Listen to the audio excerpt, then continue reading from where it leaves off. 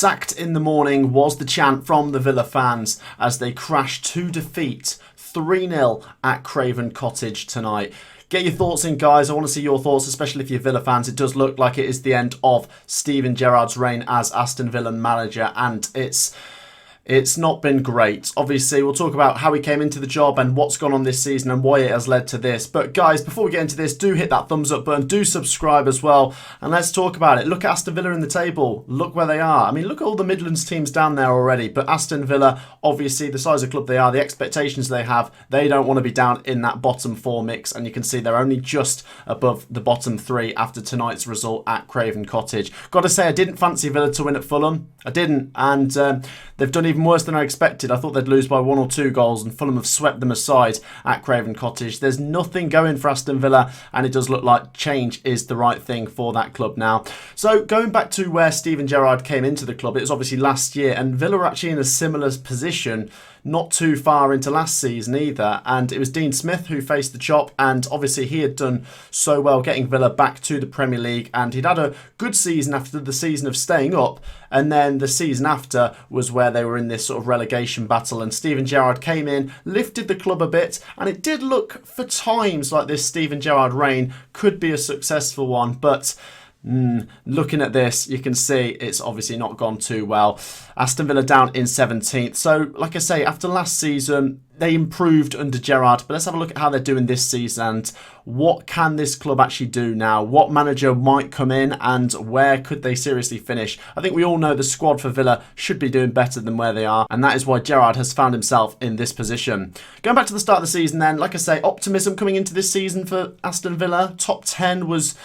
It's got to be the target for Villa fans, and I think even neutrals looking at Aston Villa would say a top half squad. They have had injuries to the odd player, and obviously some players just haven't turned out. Let's run through the games. The first game was away at AFC Bournemouth, newly promoted side. You'll go on to see they've already played all 3 newly promoted sides already away this season. Haven't won any of the games. Picked up 1 point from 3 away games to the newly promoted sides. Terrible defeat at Bournemouth. Bournemouth were much better than them. Must say, credit to Bournemouth, obviously, but Aston Villa absolutely shocking. They bounced back with the win against Everton the following week, where they were back in front of their home crowd at Villa Park, and it was very good. The Palace game, yes, they had their moments. I think Leon Bailey hit the bar in that game. They did score. Palace turned it on though, and Palace are a tricky side to beat, and you can see that left Villa with 3 points from 3 games. Moving on to the next couple of games, Aston Villa went away to Bolton in the EFL Cup. They won that game, but that's not exactly one to really lift the spirits at Aston Villa. They're expected to beat 3rd Division Bolton Wanderers there. They lost to West Ham. Look at this, it's still only 1 win. That's 3 defeats there. Then lost to Arsenal. Okay, losing to Arsenal's not the end of the world, but the pressure's cranking on there. 4 defeats in 5 Premier League games. Let's move on to September. Steven Gerrard already feeling the pressure at this point. Do you know what? They did fairly well. Do you know what? They did very well to draw 1-1 with Man City. Everyone wrote them off in that game, and they really did well. They battled with Man City. It was, it wasn't even a lucky point. I think Villa certainly deserved to get a point out of that, the way they put in that performance. But like I say, still only the 1 win at this point. The Leicester City game was postponed. We don't know what would have happened with that game. I suppose Villa might see that as one of much frustration because of, obviously, Leicester being bottom of the table when that game was postponed. After that, Aston Villa then beat Southampton 1-0. Must say, wasn't a great win. Okay, 3 points is 3 points on some occasions, but you've got to win convincingly as well every now and then, and it just wasn't one of them. It was a really poor game of football, but like I say, you take the 3 points if you can push on after that. Going into October, they haven't pushed on. Look at these results. 0-0 against Leeds United, against a 10-man Leeds United, may I add. Nottingham Forest, a game where Villa are actually favourites. Only got out of there with a 1-1 draw. Ashley Young scoring a decent goal in that one. And then the Chelsea defeat, and that takes us up to the Fulham game, leaving Aston Villa where they are in the table, 17th there. Really not good at all. 9 points from 11, well under a point per game. And the thing is, I'd be worried if I was a Villa fan looking at the teams in the bottom 3 there. Yeah, Forest don't look great at the moment. Leicester City possibly on the up. They've got the players to certainly get out of that bottom 3 mess. Wolves as well. There's a lot of clubs you didn't expect to be down there, but they are.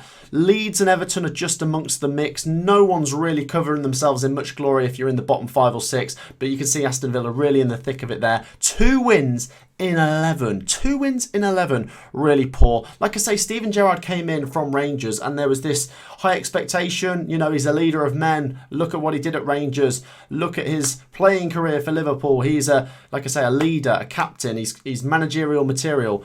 Maybe he is, but certainly not for Aston Villa. It does not look like it's worked at all. 7 goals scored in 11, may I add as well. It's a poor return from Aston Villa. Really poor, to the point where it's led us to where we are now. One thing that will be massively frustrating for the Aston Villa fans is, obviously, you can see where they are in the table there. Something always worth looking at is expected goals. It can obviously sometimes lead to teams being in different positions to where their expected goals lie, but it is an important thing. Aston Villa on the expected goals are 10th. They're forecast to finish 12th. Don't know how, based on where they are at the moment. Obviously, they expect them to turn it around. So Aston Villa are actually playing okay, is what the metrics are saying. They're actually in games. So it goes to show they're obviously wasting good chances, conceding more than they should be.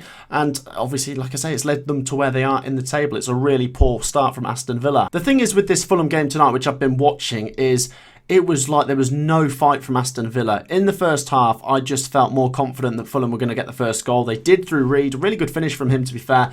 Mitrovic with the pen, given away by Matty Cash. It hit his hand. Before that as well, Douglas Luiz got sent off.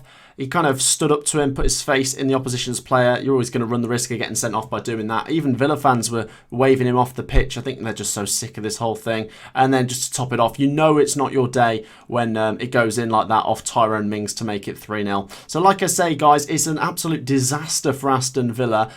I don't know who'd be the right man to come in and fix this at the moment. Obviously, like I say, if you just look at their starting 11, they're a team with plenty of quality. Martinez, okay, his average rating from today, shocking, but a decent keeper. Konza, Bednarek, Mings, Young, make of that what you will, but I like Jacob Ramsey. Douglas Luiz, hit and miss for me. John McGinn's obviously a decent player. Leon Bailey, Watkins, Ings, you can see firepower there, but just not clicking at the moment. I think certainly with the likes of Buendia and who else did they have on the bench? They must have had the likes of Coutinho.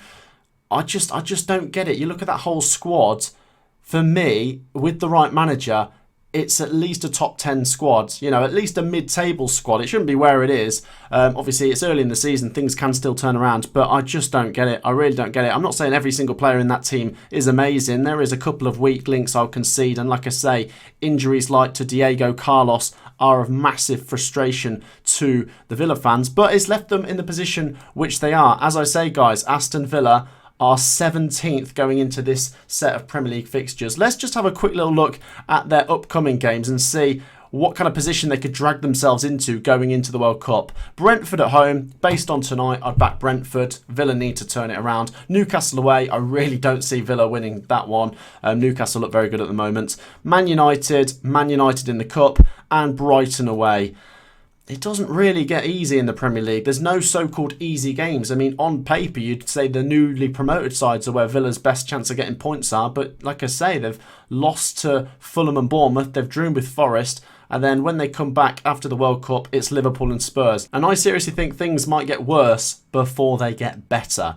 If you're a Villa fan, get your thoughts in down below. I am really fascinated by this relegation battle, I must say, but what do you think for Steven Gerrard and Aston Villa? Make sure to drop a like and subscribe. I'll see you all in the next one. Peace out.